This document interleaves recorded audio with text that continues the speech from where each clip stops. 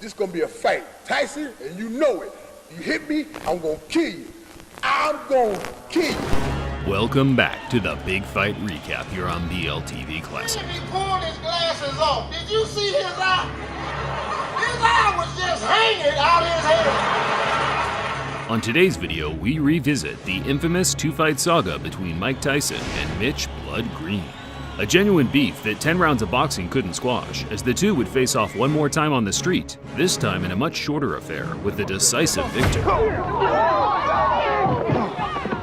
Let's get right to it.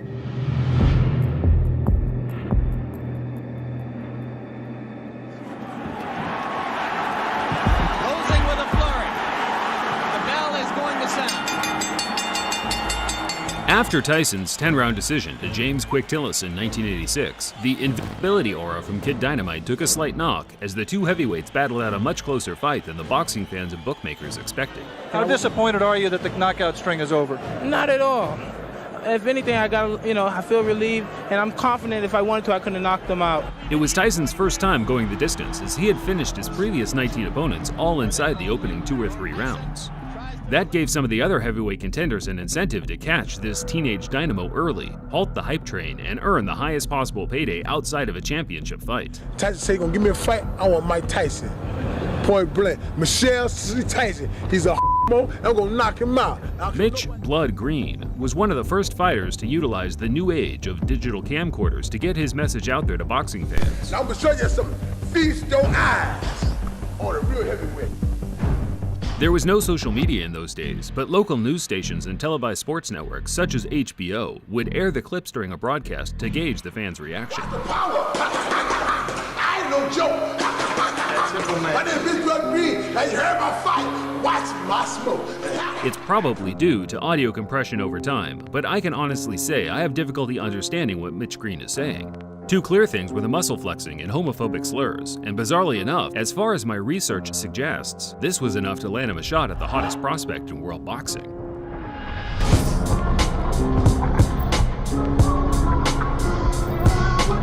Growing up on the tough streets of Detroit, Mitch Green was a prominent player in 1970s New York gang warfare. By the age of 17, he had witnessed his father lose his life in a bizarre Western-style quick-draw shootout, not long before being shot twice himself, fortunately escaping with non-fatal injuries. Green tried to escape gang life by joining the UBA boxing gym in New York, but by this time his ties to the street were too pronounced, as he was now hailed the king of New York street gangs by the NYPD for his role as gang leader in the deadly Bloods crew. Things slowly started to change for Mitch as his reputation as a gang leader was exceeded by that of a talented amateur boxer, the muscular 6'5" big man that was racking up copious tournament success, including several New York Golden Gloves. From the Bronx, New York, undefeated in 5 professional bouts with 1 draw. Green took to the professional ring in 1980 and quickly started racking up wins over journeyman and fringe contenders such as Jumbo Cummings. Champion-in-waiting Trevor Berbick became the first man to beat Green in 1985, where Mitch made a good account of himself, only losing by majority decision. Both Tyson and Green were on the fringe of a world title shot, so regardless of the antics, the two were on a likely collision course. The trash talk from Green just helped build more interest in the fight, which in turn certainly struck a chord with Tyson, who openly admitted to hating that ugly mother effer. And Mike Tyson, traditionally, no robe, no socks. He says it makes him feel like a warrior, makes him feel like a gladiator. Tyson met Green for the first time in May 1986 at Madison Square Garden. It was Tyson's first match at a prestigious boxing venue and also the first to be covered by a large television network. Yet, the occasion didn't change the traditional no robe, no socks attire. He was all business and had a personal vendetta to settle with the now not-so-confident-looking Mitch Blood Green. And was so much a factor in the last fight that we showed you here on HBO that he didn't double up. He just was a little bit lazy, especially in the later rounds. So we'll see what he does about that against Mitch Green. Always aggressive, right in front of his man. Now we see some head movement. Quickest shot. There's the left hook I was talking about. He did draw a warning from Luis Rivera, the referee, about holding. Green's in trouble. Good left hand by Tyson. Everyone has a plan until they get their mouthguard punched out of the ring in the first round. While Green had all the physical advantages, Tyson's supreme boxing skills and speed negated the gap in size and weight, backing up Green from the opening bell, slipping and countering, forcing the much bigger man into survival mode from the word go. Big right hand against Tillis, and what a shot! That is an awesome shot. Tyson punched out Green's mouthguard again in the third, whereafter he started mocking his opponent for having a wide, gulping mouth, stalking him across the ring, landing fierce, single power punches. The fist may throws his punch. Another big left hook. Hey, Tyson, there, good uppercut. He has to take a stand eventually. Another couple body shots. Well, he's smiling. Tyson is smiling, but see, Green has those fast hands. The fight became so routine by the closing stages, the crowd knew they were witnessing a foregone conclusion. Tyson himself appeared to have his mind elsewhere as he bizarrely kissed his trainer, Kevin Rooney, while he was trying to deliver him intricate strategies and details regarding the fight.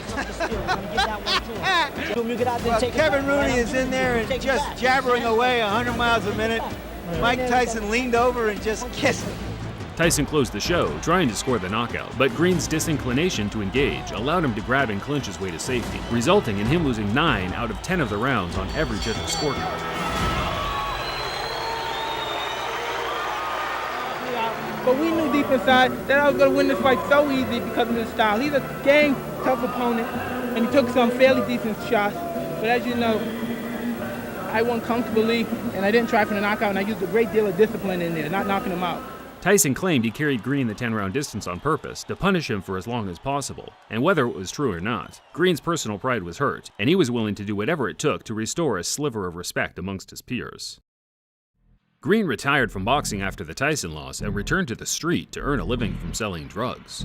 He always planned to one day get Tyson back in the ring, but as his years of inactivity ensued, Tyson progressed to one of the most dominant heavyweight champions of all time, undefeated and undisputed. The days of fighting lingering contenders such as Mitch Green were over. It wasn't until a couple of years after their fight that the two would meet again, this time in Green's element, the street. In the early hours of August 23, 1988, Mitch Green got wind that Tyson was shopping at a local clothing store close by to where he ran things on the street. Tyson had traveled a fair distance to pick up a luxury leather jacket handmade by one of his friends over at Dapper Dan's. As Tyson was chilling in the store with his entourage, Mitch Green burst through the door on his own, high on angel dust, demanding Tyson either give him a rematch or empty his pockets right there on the spot. Tyson, of course, no stranger to altercations on the street, dragged Mitch Green outside and pummeled him to the ground multiple times. Spectators said that the fight was short, violent, and very one-sided. In fact, it was no longer than 15 to 20 seconds, but that's more than long enough for the heavyweight champion to inflict severe damage. There is no footage of the fight, regardless of the clickbait you see on YouTube, but there were many accounts of what happened that all aligned, all except Green's account, where he claimed Tyson sucker punched him and ran. Who threw the first punch here?